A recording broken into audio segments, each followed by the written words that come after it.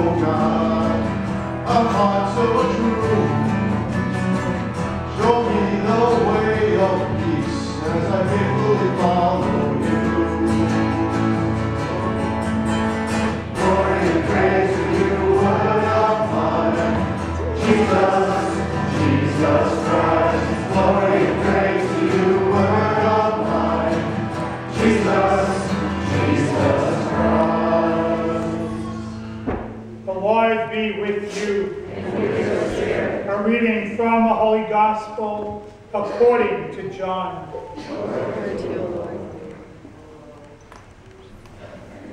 As Jesus passed by, he saw a man blind from birth. His disciples asked him, Rabbi, who sinned, this man or his parents, that he is born blind?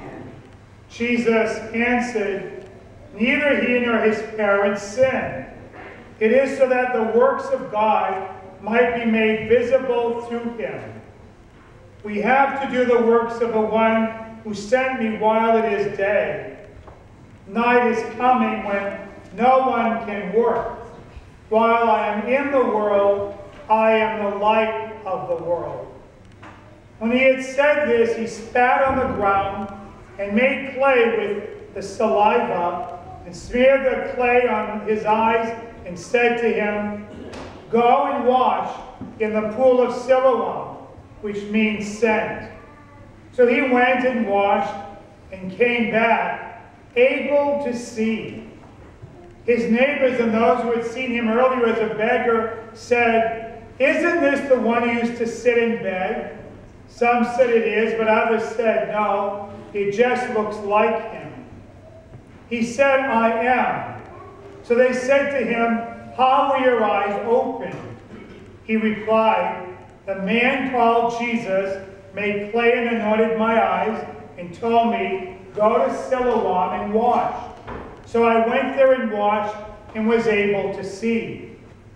And they said to him, where is he? He said, I don't know. They brought the one who was blind to the Pharisees. Now Jesus had made clay and opened his eyes on the Sabbath. So then the Pharisees also asked him how he was able to see. He said to them, he put clay on my eyes, and I washed, and now I can see. So some of the Pharisees said, this man is not from God, because he does not keep the Sabbath. But others said, how can a sinful man do such signs? And there was a division among them. And so they said to the blind man again, what do you have to say about him since he opened his eyes? He said, he's a prophet. Now the Jews did not believe that he had been blind and gained his sight till they summoned the parents of the one who had gained his sight. They asked them, is this your son who you say was born blind? How does he now see? His parents answered and said, we know that this is our son and that he was born blind. We do not know how he sees now, nor do we know who opened his eyes. Ask him, he's of age, he can speak for himself. His parents said this because they were afraid of the Jews. For the Jews had already agreed that if anyone acknowledged him as the Christ, he would be expelled from the synagogue. For this reason his parents said, he is of age, question him. So a second time they called the man who had been blind and said to him, give God the praise. We know that this man is a sinner. He replied, if he is a sinner, I do not know. One thing I do know is that I was blind, and now I see. So they said to him, what did he do to you? How did he open your eyes? He answered them, I already told you, and you did not listen. Why do you want to hear it again? Do you want to become one of his disciples too? They ridiculed him and said, you are that man's disciple. We are disciples of Moses. We know that God spoke to Moses, but we do not know where this one is from. The man answered and said to them, "This is what is so amazing, that you do not know where he is from, yet he opened my eyes. We know that God does not listen to sinners, but if one is devout and does his will, he listens to him. It is unheard of that anyone ever opened the eyes of a person born blind. If this man were not from God, he would not be able to do anything." They answered and said to him, "You were born totally in sin, and you're trying to teach us?" Then they threw him out. When Jesus heard that they had thrown him out, he found him and said, "Do you believe in the Son of Man?" He answered and said, "Who is he, sir, that I may believe in him?" Jesus said to him, "You have seen him. The one speaking with you is he." He said, "I do believe, Lord," and he worshipped him. Then Jesus said, "I came into this world for judgment, that those who do not see might see, and those who do see might become blind."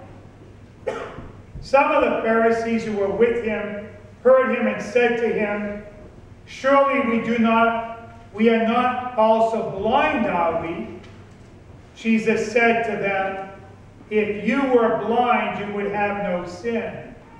But now you are saying we see, and your sin remains." The Gospel of the Lord. Praise to you, Lord Jesus Christ.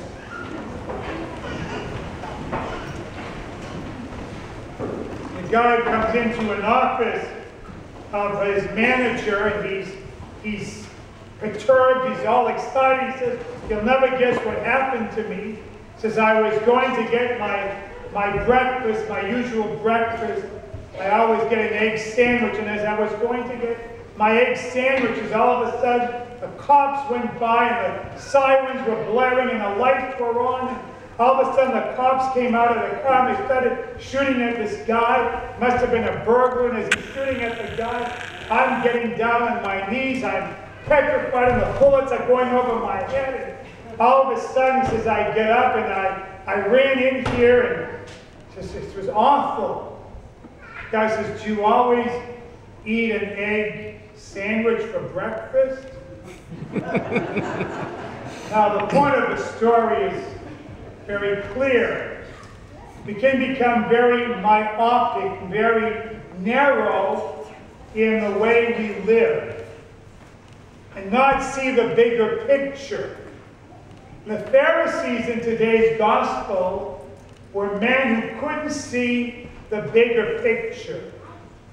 And the parents, out of fear of being thrown out of the synagogue, they weren't very excited. Imagine a kid being born blind, never being able to see, and all of a sudden Jesus, who constantly creates, it's a beautiful image. He takes spittle and mud, he puts it on the guy's eyes. He says, "Go wash in the pool of Siloam." It's almost a rendition of the creation account. Jesus making man out of clay. What a beautiful image that we have. You think that here's a guy who was born blind, never able to see. You think that the people would have been excited and partying. His parents would have said, "Hooray, let's do something, this is great." But no. You cured him on the Sabbath. That was their big thing. They weren't excited that this guy could see. You cured him on the Sabbath. How narrow-minded, how myopic they were. See, darkness does that to us. If we're not living in the light, we can't see the bigger picture. We only see the egg sandwich. We can't see the bigger picture that revolves around us. So often, because of darkness, we may not see that our kids are hurting at home, or if they are, we don't want to talk about it. because it's easier to say nothing than to stir things up. But we'd rather live in darkness when it comes to our relationship with our spouse. Instead of talking about it, we may bully the other person, and we always have to have things our way. And that's the way it's always been and the way it's always going to be. We'd rather live in darkness than have the truth of the situation revealed to us. It can happen in business. It can happen wherever we are. We don't want to make waves, so we live in darkness. That's what sin does. Today, this man wasn't blind because of sin. Jesus makes that very clear. He says he was born blind so that God's glory would be made manifest. John's gospel is about signs. And here's one of the signs of the kingdom of God. The blind see, the deaf hear, the poor have the good news preached to them. Last week we met a woman at the well. She had the good news preached to her. She experienced and drank from the fountain of life-giving water, instead of the water that she carried every day from the well. That water that was lukewarm, she finally drank of this life-giving water, the water of the Spirit. It's the fourth Sunday of Lent. Are we able to see? Lent is a time for us to refocus, to look into our lives, to be able to name what it is that is darkness within us. We all have it. I certainly do. And Jesus comes around, he wants to open our eyes. And we're all at different points in our life. We all have different levels of conversion. I love today's gospel. You notice there are 3 different levels of conversion. Who healed you? A man, his name is Jesus. Second time, who healed you? Well, I was blind, now I see. It's got to be a prophet. And finally, notice what happens. Jesus asked the man, he says, "Do you believe in the Son of Man?" He answered and said, "Who is he, sir, that I may believe in him?" Jesus said to him, "You have seen him. The one speaking with you is he." He said, "I do believe, Lord." And I love this line. And he worshiped him. You don't worship an individual, you worship God. So this man finally comes to the understanding that there's something deeper going on. Jesus isn't just a nice man. He's not just a prophet. But he is the Son of Man, the Son of God. He worships him. Have our eyes been opened during Lent? Do we see Jesus for who he is, our Savior, our God? Are we living in darkness? Are we admitting that we need help? Help from God, help from one another. Or have we grown so cold, so self-important, that we become so